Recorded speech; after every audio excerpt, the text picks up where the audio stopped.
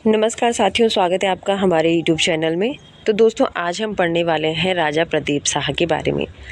जो बच्चे चैनल में नए हैं, मैं उनको बता दूं, ये सीरीज़ जो है हमारे उत्तराखंड के इतिहास की चल रही है और इसमें जो है हम गढ़वाल के पंवार वंश को कवर कर रहे हैं। ठीक है, इससे पहली वाली क्लास में हमने राजा पृथ्वीपति शाह के बारे में पढ़ा, उनकी माता जो उनकी संरक्षिका थी रानी कर्णावती के बारे में पढ़ा। साथ ही हमने पृथ्वीपति शाह के पुत्र फतेह शाह के बारे में पढ़ा, जो कि पृथ्वीपति शाह के बाद जो है राजा बनते हैं। आज हम पढ़ेंगे राजा प्रदीप शाह के बारे में। ये जो है दिलीप शाह के पुत्र हैं और फतेह शाह के जो है पुत्र हैं। तो चलिए देखते हैं दोस्तों इनके बारे में। तो सबसे पहले बात करेंगे तो लखनऊ संग्रहालय में रखे सिक्कों के आधार पर प्रदीप शाह का जो टाइम पीरियड है दोस्तों, वो 1717 से लेकर 1757 ईस्वी तक रहा है। प्रदीप शाह की मिली दान पत्र के आधार पर 1717 से 1772 तक माना जाता है, यानी कि इनके टाइम पीरियड को लेकर जो है विद्वानों में काफ़ी मतभेद हैं। तो प्रदीप शाह की संरक्षिका कनकदेवी और पिता जो है इनके दिलीप शाह थे। ठीक है, याद रखना है आपको। और आगे देखेंगे तो डॉक्टर डबराल के अनुसार प्रदीप शाह के समय मंत्रियों का सशक्त गुट था, जिसमें पोरिया नौथानी का नाम मिलता है। प्रदीप शाह का जो दीवान था दोस्तों, वो था रघुपति चौथा और प्रदीप शाह की वजीर का नाम चंद्रमणि डंगवाल और रंगीविष्ट था। वहीं बात करें बक्सी का, तो बक्सी थी इनकी विद्याधर डोभाल। कवि थे मेधाकर शर्मा। ठीक है, और इन्होंने रामायण प्रदीप की रचना की है।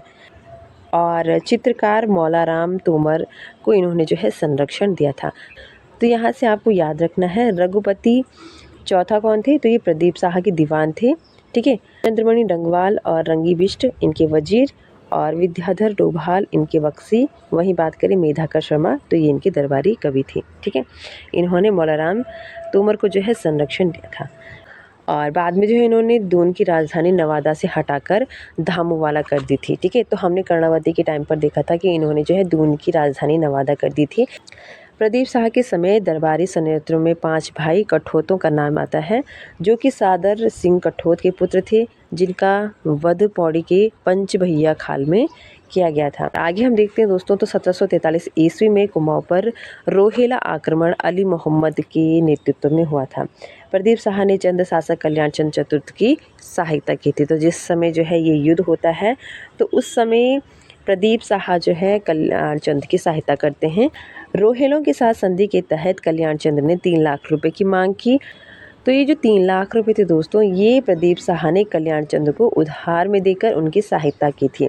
और सहारनपुर के रोहिला सरदार नजीब खान ने 1757 में दून पर आक्रमण किया और 1757 से लेकर 1770 ईस्वी तक दून पर नजीबुद्दौला या फिर नजीब खां का अधिकार रहा था। प्रदीप शाह का कार्यकाल चंद और पंवार वंश की मित्रता के लिए जाना जाता है। और अगले हमारे पास जो राजा हैं वो है राजा ललित शाह। ठीक है, 1772 ईस्वी पर ही गद्दी पर बैठता है और इसके समय पर जो है कुमाऊं का शासक कौन था, दीपचंद था। ठीक है, और राजा दीपचंद की जीवित अवस्था में कुंवर मोहन सिंह रौतेला ने 1777 ईस्वी में स्वयं को जो है कुमाऊं का शासन घोषित कर दिया था। राजा के रहते हुए मोहन सिंह रौतेला जो है अपने आप को वहाँ का राजा घोषित कर देता है। और ललित शाह के समय जो है 2 बार 1775 और 1778 में जो है सिखों द्वारा देहरादून पर आक्रमण किया जाता है। ललित शाह और सिखों के बीच सिरमौर का युद्ध 1779 ईस्वी में होता है। वहीं बात करें तो हर्षदेव जोशी ने ललित शाह को कुर्मांचल विजय के लिए आमंत्रित किया था। यानी कि जब मोहन सिंह तोमर जो है स्वयं को कुमाऊं का राजा घोषित कर देता है, तो उस समय जो है हर्षदेव जोशी ललित शाह को जो है कुमाऊं पर आक्रमण के लिए आमंत्रित करते हैं। तो जो है ललित शाह फिर कुमाऊं पर आक्रमण करने चले जाते हैं और ललित शाह और मोहन सिंह के बीच में जो है 1779 ईस्वी में बगाली पोखर का युद्ध होता है और इस आक्रमण में जो है मोहन सिंह युद्ध से भाग जाता है। ललित शाह ने प्रद्युम्न शाह को कुमाऊं की गद्दी पर बैठा दिया और हर्षदेव जोशी को जो है प्रद्युम्न शाह का प्रधानमंत्री नियुक्त कर दिया। प्रद्युम्न शाह ने अपने आप को दीपचंद का दत्तक पुत्र घोषित कर दिया, जबकि प्रद्युम्न शाह जो है टोडियाली रानी का पुत्र था। ललित शाह के 4 पुत्र थे, जयकीर्ति शाह, प्रद्युम्न शाह, पराक्रम शाह और प्रतीप शाह। और ललित शाह की जो मृत्यु है वो हवाला बाग के दुलड़ी नामक स्थान पर मलेरिया के कारण हो जाती है और ललित शाह का जो उत्तराधिकारी है जयकीर्ति शाह माना जाता है। तो इनकी मृत्यु के बाद जो है गढ़वाल में जयकीर्ति शाह, जो कि उनके बड़े पुत्र होते हैं, वो राजा बनते हैं। तो अगले हमारे पास जो राजा है वो है राजा जयकीर्ति शाह। ठीक है, तो जयकीर्त शाह कुंठली रानी के पुत्र थे। 1780 से लेकर 1785 तक गद्दी पर बैठता है। टिप्पणी वैकेट की सूची में जयकीर्त शाह की राज्यारोहण एवं शासन का समय 1780 से लेकर 1786 तक माना गया है और डॉक्टर मुकुंदी लाल के अनुसार 1780 से लेकर 1785 तक माना गया है। तो जयकीर्त शाह के दरबारी आपस में दो दलों में बंट गए थे, जहां एक और खंडूरी थे और दूसरी ओर डोभाल दल।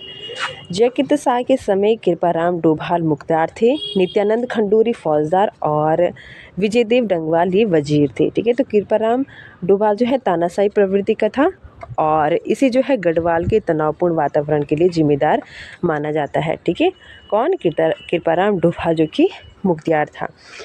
तो फिर क्या होता है, तो नेगी जाति के जो सदस्य हैं उन्होंने दून की जो फौजदार है घमंड सिंह मियाँ को श्रीनगर बुलाया था, जिसने कृपाराम डोभाल को मारकर स्वयं मुख्तियार बन गया था।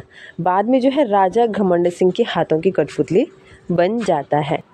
वहीं जयकीर्त शाह ने सिरमौर के राजा जगत प्रकाश की यहाँ राजदूत भिजवाया था, जिसने कपरोली के युद्ध में प्रद्युमन पराक्रम शाह और विजय राम नेगी की संयुक्त सेना को हराकर श्रीनगर आकर घमंड सिंह का वध किया था। आगे हम देखते हैं, तो सिखों के आक्रमण से बचने के लिए जयकीर्त शाह ने सिखों को राखी नामक कर दिया था। तो ये भी जो है एग्जाम में पूछा जा सकता है।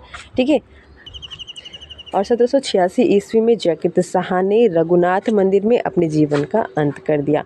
मौलाराम के अनुसार मरते समय जयकीर्त शाह ने जो उनके भाई थे प्रद्युमन शाह और पराक्रम शाह, इनको श्राप भी दिया था। अगले हमारे पास राजा हैं, वो हैं जयकीर्त शाह के छोटे भाई प्रद्युमन शाह। ठीक है, तो अगली क्लास में हम प्रद्युमन शाह को कवर करेंगे। आज के लिए फ़िलहाल दोस्तों इतना ही। चैनल पर नए हैं तो चैनल को सब्सक्राइब कर दें।